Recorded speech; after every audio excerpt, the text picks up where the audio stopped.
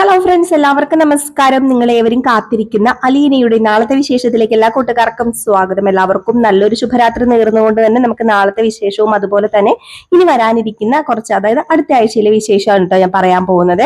അപ്പൊ ആർക്കെങ്കിലും നമ്മുടെ ചാനൽ ഇഷ്ടപ്പെടുകയാണെങ്കിൽ തീർച്ചയായിട്ടും നമ്മുടെ ചാനൽ സബ്സ്ക്രൈബ് ചെയ്ത് വെക്കുക. നമ്മൾ ഡെയിലി വീഡിയോ ഇടുന്നുണ്ട്, ഫുൾ വിശേഷവും പ്രമോ വിശേഷവും ഇടുന്നുണ്ട്. പിന്നെ നമ്മുടെ വീഡിയോ ഇഷ്ടപ്പെടുന്നവർ ഒരു ലൈക്കും ഒരു ഹൈപ്പും ഒക്കെ തന്നിട്ട് വീഡിയോ കാണാൻ വേണ്ടി ശ്രമിക്കണേ. അപ്പൊ നേരെ ഞാൻ വിശേഷത്തിലേക്ക് തന്നെ കിടക്കാണ്. പറഞ്ഞു ബോറാക്കുന്നൊന്നുമില്ല. ഇപ്പൊ നിക്കക്കള്ളി ഇല്ലാത്തൊരവസ്ഥ തന്നെയാണ് വൈജയ്ക്ക്. ആ വീട്ടിലെല്ലാവരും അലീനയെ ശ്രദ്ധിക്കുകയാണ്, അലീനയെ സ്നേഹിക്കുകയാണ്.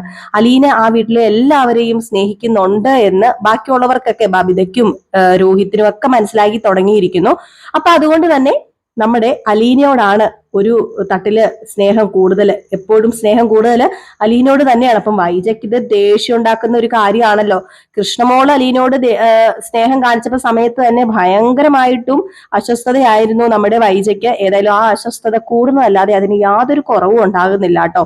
കാരണം ഇങ്ങനെ പോയി കഴിഞ്ഞിട്ടുണ്ടെങ്കിൽ തന്റെ അമ്മ എന്നുള്ള സ്ഥാനം തെറിച്ച് അവിടെ അലീന ഇനി അമ്മയാകുമോ എന്നൊക്കെ ഓർത്ത് പേടിയാണെന്ന് തോന്നുന്നു വൈജയ്ക്ക്. വൈജ അതുകൊണ്ട് തന്നെ എത്രയും പെട്ടെന്ന് അലീന ഇവിടുന്ന് പറഞ്ഞയക്കണം, ഇല്ലെങ്കിൽ ശരിയാകത്തില്ല. അലീന ഇവിടെ നിന്ന് കഴിഞ്ഞിട്ടുണ്ടെങ്കിൽ മനുഷ്യന്റെ സമാധാനം നഷ്ടപ്പെടുക മാത്രമേ ഉള്ളൂ. മാത്രമല്ല, അലീനയെ ഈ വീട്ടിൽ നിർത്തിയിട്ട് താൻ വേറെ വീട്ടിൽ പോയി താമസിച്ചാൽ അങ്ങോട്ട് തന്റെ മക്കൾ വരത്തുമില്ല എന്ന് നന്നായിട്ട് മനസ്സിലായി നമ്മുടെ വൈജയ്ക്ക്. അപ്പൊ വൈജയ്ക്ക് ഇത്രയും നാളും ഒരു അഹങ്കാരം ഉണ്ടായിരുന്നു. വൈജ വിളിച്ചാൽ മക്കള് ബബിതയും രോഹിത്തും വരുമെന്ന്. അപ്പം അതും അവിടെ തീർന്ന് തകർന്ന ധരിപ്പണമായിട്ട് അന്തം വിട്ട് കുന്തം പോലെ പണ്ടാരം അടങ്ങി നമ്മുടെ വൈജ അവിടെ നിൽപ്പുണ്ട് കേട്ടോ.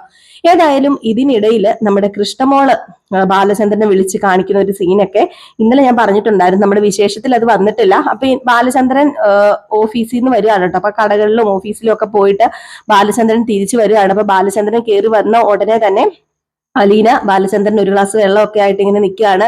അപ്പൊ എന്താ കാര്യങ്ങളൊക്കെ എന്തായി വെച്ചാന്ന് ചോദിക്കുമ്പോഴത്തേക്ക് അവിടുത്തെ കാര്യങ്ങൾക്കൊന്നും കുഴപ്പമില്ല മോളെ, ഗോവർദ്ധൻ ഇങ്ങനെ ഉള്ളത് കൊണ്ട് അവിടുത്തെ കാര്യങ്ങളൊക്കെ ഇങ്ങനെ നടന്നു പോകുന്നു. പിന്നെ എല്ലായിടത്തും സെയിലൊക്കെ കുറച്ച് കുറവാണ്. കാരണം അറിയാമല്ലോ, കുറച്ചു ദിവസം കട അടച്ചിട്ടതിന്റെ ആ ഒരു ക്ഷീണമൊക്കെ ഉണ്ട്. അതൊക്കെ ഇനി പതുക്കെ നികത്തിക്കൊണ്ട് വരാനേ പറ്റത്തുള്ളൂ. പിന്നെ നമ്മളിലൊരു വിശ്വാസം ഉണ്ടല്ലോ എല്ലാവർക്കും, ആ വിശ്വാസമുള്ള നഷ്ടപ്പെട്ടിരിക്കുന്നത്. ഒരു റേപ്പ് കേസിലെ പ്രതിയുടെ കടയില് ആര് കയറാന്, അല്ലെങ്കിൽ അവന്റെ അച്ഛൻ വെച്ചിരിക്കുന്ന കടയിൽ ആര് കയറാൻ. അപ്പൊ ആ ഒരു രീതിയിലാണ് എല്ലാവരും നമ്മളെ സമീപിക്കുകയൊക്കെ ചെയ്യുന്നത്. സാരമില്ല, അതിനൊക്കെ ഒരു മാറ്റം ഉണ്ടാകും. അവനെന്തിയെ രോഹിത്തിന് എങ്ങനെയുണ്ടെന്ന് ചോദിച്ചപ്പം അതുവിനെ വിറച്ചു പൊള്ളുമായിരുന്നു അച്ഛാ, ഭയങ്കര പനിയായിരുന്നു. മാത്രമല്ല അവൻ ഛർദിച്ചു, അതുപോലെ നീർക്കെട്ട്, നന്നായിട്ട് ചങ്കില് നീർക്കെട്ടുണ്ടെന്നാ തോന്നുന്നു, നന്നായിട്ട് ചുമയൊക്കെ ഉണ്ടെന്ന് പറഞ്ഞപ്പോ അല്ല ഡോക്ടറിനെ കൊണ്ട് കാണിക്കണോ? ഇനിയിപ്പോ ഡോക്ടറിനെ കൊണ്ട് കാണിക്കേണ്ട കാര്യമൊന്നുമില്ല, മെഡിസിൻ എടുക്കുന്നുണ്ടല്ലോ, ആന്റിബയോട്ടിക് സ്റ്റാർട്ട് ചെയ്തിട്ടല്ലേ ഉള്ളൂ അച്ഛാ. ഏതായാലും നമുക്ക് നോക്കാം, കുറച്ച് പൊടിക്കൈയൊക്കെ ഉണ്ട്, ഞാൻ അതൊക്കെ ചെയ്യുന്നുണ്ട്. അവന്റെ ചങ്കില് ചെറിയ ചൂടൊക്കെ പിടിച്ചു കൊടുക്കുന്നുണ്ട്, അതുപോലെ കുറച്ച് കാര്യങ്ങളൊക്കെ ചെയ്യുന്നുണ്ട് അവന് വേണ്ടി. അപ്പൊ അതുകൊണ്ട് തന്നെ അതൊക്കെ നോർമൽ ആയിക്കോളും, പ്രശ്നമില്ല അച്ഛൻ, അതോർത്ത് പേടിക്കണ്ടെന്ന് പറഞ്ഞപ്പോഴത്തേക്കും അതൊക്കെ അവന് സമ്മതിച്ചു തരുന്നുണ്ടോ മോളെ? അവന് ആഹാരമൊക്കെ കഴിക്കാതിരിക്കുമല്ലോ എന്ന് പറഞ്ഞപ്പോ ആര് പറഞ്ഞു അവൻ ആഹാരം കഴിക്കുന്നില്ലെന്ന്? അതേ അച്ഛാ, അവൻ ആഹാരമൊക്കെ കഴിക്കുന്നുണ്ട്. അവന് തന്നെ മനസ്സിലായി അവന്റെ ശരീരം വീക്ക് ആകാൻ തുടങ്ങിയെന്ന്. അപ്പൊ അതുകൊണ്ട് തന്നെ അവനിപ്പോ ആഹാരം നല്ല രീതിയിൽ കഴിക്കുന്നുണ്ട്. അച്ഛൻ അതൊന്നും ഓർത്ത് പേടിക്കൊന്നും വേണ്ട എന്നൊക്കെ ഇങ്ങനെ പറയാ. ഏതായാലും ഇതൊക്കെ കേട്ടപ്പോഴത്തേക്കും നമ്മുടെ ബാലചന്ദ്രന് കുറച്ച് സമാധാനമൊക്കെ ആയി. എന്നിട്ട് ബാലചന്ദ്രൻ അങ്ങോട്ടേക്ക് പോട്ടെ എന്ന് ചോദിച്ചപ്പോഴത്തേക്കും നമ്മുടെ രോഹിത് അല്ല അലീന പറയുന്നുണ്ട്, വേണ്ട ഇപ്പൊ പോകണ്ട, കാരണം വേറൊന്നും അല്ല അച്ഛാ, ഇനി ഇപ്പൊ പോയി കഴിഞ്ഞിട്ടുണ്ടെങ്കിൽ ശരിയാകത്തില്ല. അവന് അങ്ങ് റിക്കവർ ആയിട്ട് വന്നല്ലേ ഉള്ളൂ, അവനൊരു ചമ്മലൊക്കെ ഉണ്ടെന്ന് അച്ഛനെയൊക്കെ ഫേസ് ചെയ്യാൻ. അപ്പൊ അതുകൊണ്ട് അവൻ അങ്ങനെയൊക്കെ പെരുമാറുന്നത്. അപ്പൊ അതുകൊണ്ട് ഇപ്പൊ അച്ഛൻ പോയി കാണണ്ട. ഏതായാലും അച്ഛന് വന്നതല്ലേ, ഫ്രഷ് ആകാം. അച്ഛന് എന്താ വേണ്ടേ? ജിഞ്ചർ ടീ വേണോ, അതുപോലെ തന്നെ എന്തെങ്കിലും വേണോ, കഴിക്കാൻ എന്തെങ്കിലും വേണോ എന്ന് ചോദിക്കുമ്പോൾ എനിക്ക് സ്ട്രോങ് ആയിട്ടൊരു ജിഞ്ചർ ടീ മോൾ എടുത്തോ, ഭയങ്കര ക്ഷീണമുണ്ട്, കുറെ നാളുകൾക്ക് ശേഷം പോയോണ്ടാന്നൊക്കെ തോന്നുന്നു, ഭയങ്കരമായിട്ടും മടുത്ത് ഞാൻ എന്ന് പറഞ്ഞപ്പോഴത്തേക്ക് അച്ഛൻ ഫ്രഷ് ആകെ റൂമിൽ പൊക്കോ, ഞാൻ എടുക്കാന്ന് പറയാണ്. ഏതായാലും ഇതേ സമയത്ത് നമ്മുടെ അലീന അവിടെ പെടാപ്പാട് പണികളാണ് കേട്ടോ. എന്തൊക്കെ ഓടി നടന്ന് ചെയ്താൽ ആ വീട്ടില് സർവത്ര പണികളും, ഓരോ വ്യക്തികളുടെ പണികളും നമ്മുടെ അലീനയാണ് ചെയ്യേണ്ടത്. അങ്ങനെ കിച്ചണിൽ പോകുന്നു, പെട്ടെന്ന് ചായയൊക്കെ ഉണ്ടാക്കുന്നു. അപ്പോഴത്തേക്കും കൃഷ്ണമോള് വന്നിട്ട് പറയുന്നുണ്ട്, അലീന ചേച്ചി അങ്ങ് മാറിക്കേ, ഞാൻ ചെയ്തോളാം. ഇത് എന്താ അലീന ചേച്ചി, ചേച്ചിക്ക് ഒരു വിശ്രമം വേണ്ടേ? രോഹിത്തേട്ടനെ ഇപ്പം അസുഖമൊക്കെ മാറ്റി കൊണ്ടുവരുമ്പോഴത്തേക്കും ഇനിയിപ്പൊ എന്റെ പൊന്നെ അലീന ചേച്ചി വീഴുന്ന മട്ടാണല്ലോ എന്ന് പറയുമ്പോ അങ്ങനെയൊന്നും വീഴുന്നവളല്ല മോളെ ഈ അലീന. അലീനയ്ക്ക് അത്രയ്ക്കും പവറൊന്നും കുറവൊന്നും ഇല്ല. അലീന ആരെങ്കിലും സ്നേഹിക്കാനുണ്ടെങ്കിൽ ഈ അലീനയ്ക്ക് പവർ മാത്രമേ ഉള്ളൂ, അല്ലാതെ ഈ അലീനയ്ക്ക് വേറെ ഒന്നുമില്ല. ഈ അലീന ആ പവറും കൊണ്ട് ആണ് അലീന ജീവിക്കുന്നത്. എനിക്ക് സ്നേഹം മാത്രം മതി, എല്ലാവരിൽ നിന്നും ഞാൻ ആഗ്രഹിക്കുന്ന സ്നേഹം മാത്രമാണ്. അത് നീ എനിക്ക് തരുന്നുണ്ട്, അച്ഛൻ തരുന്നുണ്ട്, സ്വപ്നത്തിൽ പോലും വിചാരിക്കാത്ത ബബിത ഇപ്പം എന്നെ പരിഗണിക്കുന്നുണ്ട്. അതുപോലെ എന്റെ മോന് അവന് രോഹിത് അവൻ ഞാൻ കൊടുക്കുന്ന ആഹാരം കഴിക്കണുണ്ടല്ലോ, ഇത് മാത്രം മതി എനിക്ക്, അല്ലാതെ എനിക്ക് വേറെ ഒന്നും ആവശ്യമില്ല എന്നൊക്കെ പറയാം. അപ്പൊ ഇതൊക്കെ കേട്ട് കഴിഞ്ഞപ്പോഴത്തേക്കും നമ്മുടെ കൃഷ്ണമോളുടെ കണ്ണ് നിറഞ്ഞ് ഒഴുകുകയാണ് കേട്ടോ. കാരണം ഇതുപോലെ സ്നേഹമുള്ളൊരു ചേച്ചി വേറെ ഉണ്ടോ അല്ലേ? അപ്പൊ ഇതിനിടയിൽ വീണ്ടും നമ്മുടെ രോഹിത് ഉണ്ടല്ലോ നേരെ പോകുന്നത് നമ്മുടെ രോഹിത് അല്ല, സോറി, അലീന ഉണ്ടല്ലോ നേരെ രോഹിത്തിന്റെ അടുത്തേക്ക് പോകുന്നുണ്ട്. അപ്പൊ രോഹിത്തിനെ ഇടയ്ക്കിടയ്ക്ക് ഇങ്ങനെ പോയി ശ്രദ്ധിച്ചുകൊണ്ടേ ഇരിക്കുകയാണ് കേട്ടോ. വൈജ ഒന്ന് തിരിഞ്ഞു നോക്കുന്ന പോലും ഇല്ല. സ്വന്തം കൊച്ചാണ്, എന്നിട്ടും വൈജ ഒന്ന് തിരിഞ്ഞു നോക്കുന്ന പോലും ഇല്ല. അങ്ങനെ അലീന പോകുന്നു. അലീന ചെന്ന് കഴിഞ്ഞിട്ട് രോഹിത്തിന് വേണ്ട കാര്യങ്ങളൊക്കെ ചോദിച്ചറിഞ്ഞ് മനസ്സിലാക്കി ചെയ്തു കൊടുക്കുകയാണ്. അപ്പൊ ഇത് നമ്മുടെ കൃഷ്ണമോള് കണ്ടിട്ടാണ് എന്ത് ചെയ്യുന്നത്, ബാലചന്ദ്രനെ കൃഷ്ണമോള് വിളിക്കുകയും ഈ സീന് കാണിച്ചു കൊടുക്കുകയൊക്കെ ചെയ്യുന്നത്. നമ്മുടെ അലീന എടുത്ത് മടിയിൽ, അതായത് ഇങ്ങനെ പിടിച്ചുകൊണ്ട്, ഒട്ടും പറ്റാത്ത നമ്മുടെ രോഹിത്തിനെ ഇങ്ങനെ ഒന്ന് താങ്ങി പിടിച്ചുകൊണ്ട് കഞ്ഞിയൊക്കെ കോരി കൊടുക്കുന്നതൊക്കെ, അതായത് ഒരു അമ്മ ചെയ്യേണ്ട കാര്യങ്ങളൊക്കെ ചെയ്യണം. അപ്പൊ ഇത് കണ്ടപ്പോഴത്തേക്കും ബാലചന്ദ്രനും ഉണ്ടല്ലോ അങ്ങ് എന്താ പറയുക, കണ്ണീന്ന് വെള്ളം വരികയാണ്. അത്രയ്ക്കും സങ്കടമായി പോയി നമ്മുടെ ബാലചന്ദ്രൻ, അത്രയ്ക്കും വിഷമമായി പോയി. കാരണം ഒരു അമ്മ ചെയ്യേണ്ട കാര്യങ്ങളൊക്കെ ആണല്ലോ നമ്മുടെ അലീന ചെയ്യുന്നത്. അങ്ങനെ കണ്ണിങ്ങനെ നിറഞ്ഞു. നമ്മുടെ കൃഷ്ണമോള് ബാലനെ നോക്കുമ്പോഴത്തേക്കും ബാലന്റെ കണ്ണൊക്കെ അറിയാതെ നിറഞ്ഞൊഴുകാണ് കേട്ടോ. എന്നിട്ട് പതുക്കെ ബാ കൃഷ്ണയെന്ന് പറഞ്ഞുകൊണ്ട് കൃഷ്ണമോളെ വിളിച്ചുകൊണ്ട് പോകുമ്പം എന്താ അച്ഛൻ കരയുവാണോ എന്ന് ചോദിച്ചപ്പോഴത്തേക്കും ഏയ് ഞാൻ കരഞ്ഞതൊന്നും അല്ല മോളെ, എന്തോ എനിക്കൊരു ചെറിയ വിഷമം തോന്നി. കാരണം അവള് എത്രമാത്രം രോഹിത്തിനെ സ്നേഹിക്കുന്നുണ്ട്, ഇവിടെ ഉള്ളവരെ എല്ലാവരെയും അവൾ എത്രമാത്രം കാണുന്നുണ്ട്. അവൾ നമ്മളെയൊക്കെ അതുപോലെ സ്നേഹിക്കല്ലേ, നമ്മളെ അതുപോലെ കാര്യമായല്ലേ അവൾ നോക്കുന്നത്. എന്നിട്ട് പോലും ഇവിടെ ഓരോരുത്തർ കാണിച്ചു കൂട്ടുന്നത് കാണുമ്പോഴത്തേക്കും എനിക്ക് സങ്കടം തോന്നുക. അവളെ മനസ്സിലാക്കുന്നില്ലല്ലോ ആരും എന്നൊക്കെ ഇങ്ങനെ നമ്മുടെ കൃഷ്ണമോളോട് പറയുമ്പോൾ കൃഷ്ണമോളോട് പറയുന്നുണ്ട്, അതൊക്കെ ഒരു ദിവസം മനസ്സിലാകും അച്ചായി, എല്ലാവർക്കും മനസ്സിലാകും അലീന ചേച്ചി ആരാണ്. നമ്മൾ പറഞ്ഞു കൊടുക്കേണ്ടതോ പറഞ്ഞു പഠിപ്പിക്കേണ്ടതോ ആയ കാര്യങ്ങളോ ഒന്നുമില്ല. അലീന ചേച്ചി ആരാണെന്ന് ഈ പറയുന്നത് എൻ്റെ അമ്മയ്ക്ക് പോലും മനസ്സിലാകുന്ന ഒരു ദിവസം വരും. പക്ഷെ അത് ഒരുപാട് താമസിച്ചു പോകുന്ന ഓർത്തിട്ടാണ് എനിക്ക് പേടി തോന്നുന്നു. അച്ഛൻ ഒരു കാര്യം ചെയ്യുമോ, അലീന ചേച്ചിയുടെ കാര്യം അമ്മയോട് നമുക്ക് തുറന്ന് പറഞ്ഞാലോ എന്ന് പറഞ്ഞപ്പോഴത്തേക്കും പെട്ടെന്ന് ബാലചന്ദ്രന്റെ സ്വഭാവം അങ്ങ് മാറി കേട്ടോ. ബാലചന്ദ്രൻ പറഞ്ഞു, ആ കാര്യം മാത്രം മിണ്ടരുത്, ആ കാര്യത്തിന് മാത്രം ആരും എന്നെ നിർബന്ധിക്കരുത്.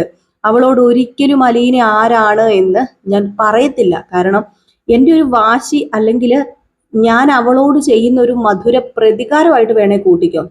ഒരിക്കലും ഞാൻ പറയില്ല അലീന ആരാണ് എന്ന്. അവൾ അറിയാൻ പോകുന്നില്ല. അവൾ അങ്ങനെ അറിയുന്ന ഒരു ദിവസം വരും. പക്ഷെ അപ്പ അലീന അവളുടെ അടുത്തുണ്ടാകത്തില്ല, അലീനെ അവൾക്ക് കിട്ടത്തില്ല. അപ്പം ആ ഒരു സമയത്ത് മാത്രമാണ് ഞാൻ അലീനെ ആരാണ് എന്താണ് എന്നൊക്കെ പറയത്തുള്ളൂ എന്ന് പറഞ്ഞപ്പോഴത്തേക്കും അച്ഛ, അപ്പം അലീന ചേച്ചിക്ക് അമ്മയുടെ സ്നേഹമല്ലേ നഷ്ടമാകുന്നത്? അലീന ചേച്ചിക്ക് അച്ഛന്റെ സ്നേഹം കിട്ടുന്നുണ്ട്, പക്ഷെ അമ്മയുടെ സ്നേഹം ഉണ്ടല്ലോ, എന്താണെങ്കിലും പ്രസവിച്ച ഒരു അമ്മയുടെ സ്നേഹം കിട്ടാൻ അലീന ചേച്ചി കൊതിക്കുന്നില്ല എന്ന് പറഞ്ഞപ്പോഴത്തേക്കും ആ സ്നേഹമൊക്കെ അലീന കിട്ടാൻ കൊതിക്കുന്നുണ്ടായിരിക്കും, അതൊക്കെ ശരിയാണ്. പക്ഷെ എന്റെ ശരി ഇതാണ്, ഞാൻ ഇങ്ങനെയാണ്, ഞാൻ ഇതേ ശരിയായിട്ട് കാണുന്നുള്ളൂ. കാരണം എന്നെ വഞ്ചിച്ചവരെ എനിക്ക് ഈ രീതിയിൽ മാത്രമേ എനിക്ക് പ്രതികാരം ചെയ്യാൻ പറ്റത്തുള്ളൂ. ഞാനൊരാണല്ലേ, നിന്റെ അച്ഛനല്ലേ ഞാന്, എനിക്ക് വലിയൊരു മനസ്സ്, എനിക്ക് വലിയൊരു ഹൃദയം എന്നൊക്കെ ചോദിച്ചപ്പോഴത്തേക്കും പിന്നെ കൃഷ്ണമോൾക്കൊന്നും പറയാൻ പറ്റിയില്ല കേട്ടോ. കാരണം കൃഷ്ണമോൾക്ക് നമ്മുടെ ബാലചന്ദ്രനെ അറിയാം. അത്രയൊക്കെ പറഞ്ഞപ്പോഴത്തേക്കും തന്നെ ബാലചന്ദ്രനെ കൃഷ്ണമോൾക്ക് മനസ്സിലാകാന്നുള്ള കാര്യമുള്ളൂ. ബാലചന്ദ്രൻ ആരാണ് എന്താണെന്നൊക്കെ കൃഷ്ണമോൾക്ക്, അതായത് ബബിതയ്ക്കോ രോഹിത്തിനോ അറിയുന്നതിനേക്കാൾ കൂടുതൽ അറിയാം. അത്രയും പറഞ്ഞിട്ട് നമ്മുടെ ബാലചന്ദ്രൻ അങ്ങ് പോയി കേട്ടോ. ഏതായാലും ബാലചന്ദ്രൻ പോയി. ഈ സമയം നമ്മുടെ ബബിത വന്ന് ഇറങ്ങി, അല്ല ബബിതയല്ല സോറി, കൃഷ്ണമോള് വന്നപ്പോഴത്തേക്കും എന്താടി നിന്റെ അച്ഛനും നീയും ഒക്കെ ആയിട്ടൊരു സംസാരം, ഇപ്പം ഞാനിവിടുത്തെ ആരും അല്ലല്ലോ, അതായിരിക്കും അല്ലേ എന്നൊക്കെ ഉള്ള രീതിയിൽ ഇങ്ങനെ സംസാരിച്ചപ്പോഴത്തേക്കും ബോധവും വിളവും ഉള്ളവരോട് സംസാരിച്ചാൽ പോരെ, അമ്മയ്ക്ക് അത് ലെവലേശം ഇല്ലല്ലോ എന്നുള്ള രീതിയിൽ സംസാരിച്ച് നമ്മുടെ കൃഷ്ണമോള്. ബോധവും വെളിവില്ലെന്നോ? ആർക്ക് ബോധവും വെളിവില്ലെന്നോ നീ പറയുന്നത്? അല്ല, ബോധവും വെളിവും ഇല്ലാത്തത് ആരാണെന്ന് പ്രത്യേകിച്ച് ഞാൻ ചൂണ്ടിക്കാണിക്കേണ്ട കാര്യമൊന്നുമില്ലല്ലോ.